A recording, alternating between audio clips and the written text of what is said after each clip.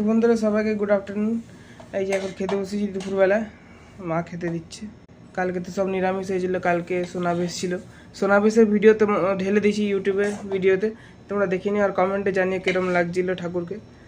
তো এখানে খেতে বসেছি, চলো দেখি মা কি বানিয়েছে আজকে। আজকে তো কিছু ভালোই বানিয়েছে, এখানে কাল তো নিরামিষ ছিল। মা কে যাবে বাজারে ভালো বানাবো যে? না ঘরে তো কি বানিয়েছে? আমার দ্বারা বাজার ফাজার করতে যাওয়া হবে না, ওই ক্যাচরা মাছ বাজার ফাজার আমার ভালো লাগে না। এনে দিলে খেতে পারি, বানিয়েও দেবো, খাবো। তোর বাবা নেই, বাবা যাবে আসবে কালকে, তো চলে আসবে বাবা। সারাদিন তো বৃষ্টি, কি করে বাজারে যাবো বলো, এত বৃষ্টি বন্ধুরা। তাও এই যে রান্না করেছি, একটা মিক্স সবজি করেছি, পটল দিয়ে, পটল, কাঁচা কলা, আলু আর কি ঝিঙা আছে, এই দিয়ে মিক্স সবজি করেছি। তো দেখতে পাচ্ছ বন্ধুরা, পেঁপে সিদ্ধ আছে। আজকে অত কিছু আইটেম নেই, বলে না মানুষের সব দিন সমান যায় না। না সমান না, এত কিছু ভালো লাগছে না খেতে। আর এই যে ডিম করেছি, আন্ডা হরিয়ালি, হরিয়ালি ধনে পাতা দিয়ে করেছি আজকে। খুব সুন্দর লাগছে তো ডিমটা দেখতে, খেতেও সুন্দর হয়েছে। মামিকে দিলাম।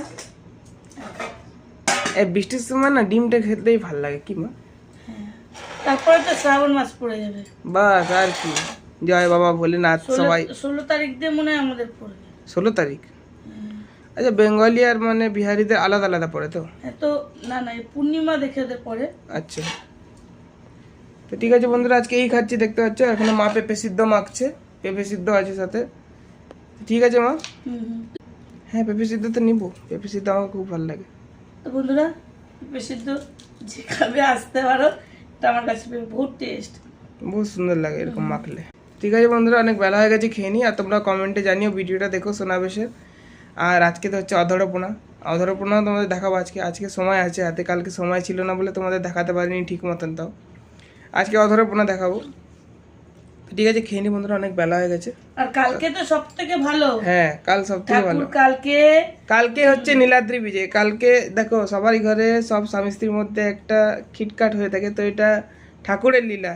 ঠাকুরের মধ্যে খিটকাট হয়, মানে স্বামী স্ত্রীর মধ্যে। এখন মানে পটাবার জন্য সব থেকে বড় কথা হচ্ছে কালকে জগন্নাথ নতুন মন্দিরে যাবে। মন্দিরখানাও হয়েছে খুব সুন্দর। আর কালকে খালি শুধু আমরা এই ওয়েটটা করছি যে কখন দেখবো জগন্নাথকে ওই সিংহাসনে। তো কালকে নীলাদ্রি বিজয়ের পর ঠাকুর রত্ন সিংহাসনে দর্শন দিবে, তোমাদের দেখাবো। খুব সুন্দর মন্দিরটা হয়েছে বন্ধুরা। তো আমার ভিডিওতে তোমরা একদম টু বি কন্টিনিউ থাকবে, দেখতে পারবে। তো ঠিক আছে বন্ধুরা, টাটা।